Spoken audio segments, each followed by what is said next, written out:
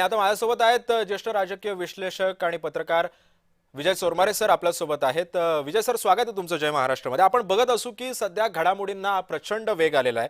बारामती सारखी पोटनिवडणूक बिनविरोध होण्याची शक्यता वाटत होती की बिनविरोध होईल, मात्र जो वडेट्टीवारांनी आता काही वेळापूर्वी माध्यमांसमोर येऊन जे वक्तव्य केलं की आमचा निर्णय झालाय, आम्ही माघार घेतोय, मात्र हायकमांड मात्र म्हणते की आमच्यापर्यंत हा निर्णय आलेलाच नाही आणि हा निर्णय कुणी घेतला। म्हणजे जवळपास काँग्रेसमध्येच जवळपास सर्व नेत्यांमध्ये संभ्रम असल्याचं वातावरण पाहायला मिळते।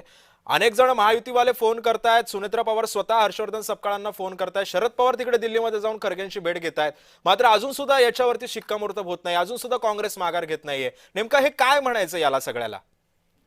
मला वाटतं काँग्रेसचा माघारीचा निर्णय आता झालेला आहे। कारण ज्या पद्धतीने काही आधी कालपासून किंवा सकाळपासून घडामोडी वेगानं घडायला लागल्या आहेत, त्यानुसार वडेट्टीवारांनी जे सांगितलेला आहे तो प्रदेश पातळीवरचा निर्णय झालेला आहे। प्रदेश पातळीवरच्या नेत्यांनी माघारीचा निर्णय घेतलाय, पण कसा आहे अंतिम केंद्रीय नेतृत्वाची निरोप येईल, तिथून एक पत्र निघेल माघारीचं आणि त्यानंतर तो निर्णय अधिकृतपणे जाहीर होईल आणि त्यानंतर ती माघार घेतली जाईल। त्यामुळे मला वाटतं यात काही विसंवाद आहे, गोंधळ आहे असं काही दिसत नाही। एक प्रक्रिया असते ती प्रदेश पातळीपासून केंद्रीय पातळीवर, शक्यतो राष्ट्रीय पक्षामध्ये ही प्रक्रिया फॉलो करावी लागते, त्यानुसार हे होते।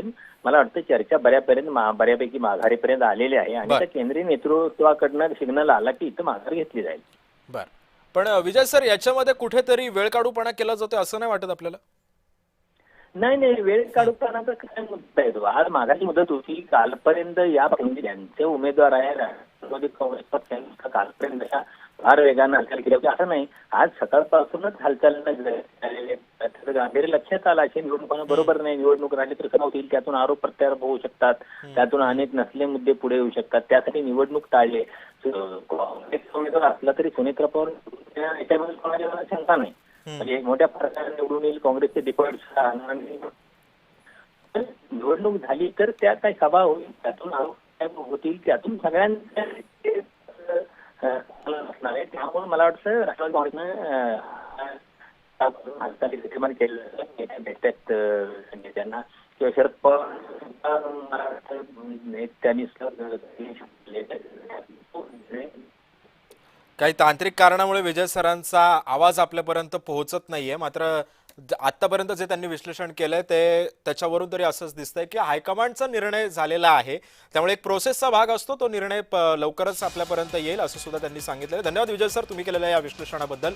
मात्र आपण पाहतोय काँग्रेस निवडणुकीतून माघार घेण्याची शक्यता आहे। बारामती पोटनिवडणुकी संदर्भातली मोठी अपडेट सध्या समोर येते। काँग्रेस निवडणुकीतून माघार घेण्याची शक्यता सध्या वर्तवण्यात येते। काँग्रेस सोबत सातत्यानं चर्चा सुरू आहेत, पवार कुटुंबियांकडून या चर्चांना आता वेग आलेला आहे, त्यामुळे एकंदरीतच नेमकं काय होतं हे सुद्धा पाहणं महत्त्वाचं ठरणार आहे। ही निवडणूक बिनविरोध होते का हे सुद्धा पाहणं तितकंच महत्त्वाचं ठरणार आहे। त्यामुळे बारामती पोटनिवडणुकीतील घटनांचा सुद्धा आता वेग वाढल्याचं चित्र आहे। काँग्रेस निवडणुकीमधून माघार घेण्याची शक्यता आहे।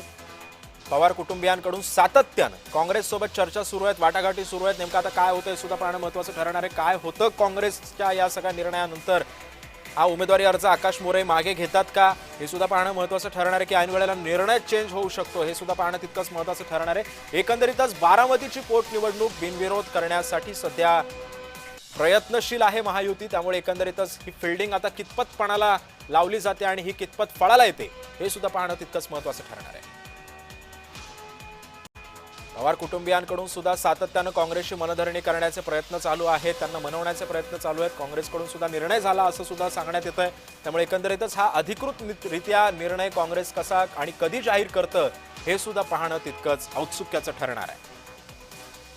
पवार कुटुंबियांकडून सातत्यानं काँग्रेस सोबत सध्या चर्चा सुरू आहे। काँग्रेस निवडणुकीतून माघार घेण्याची सुद्धा शक्यता आहे।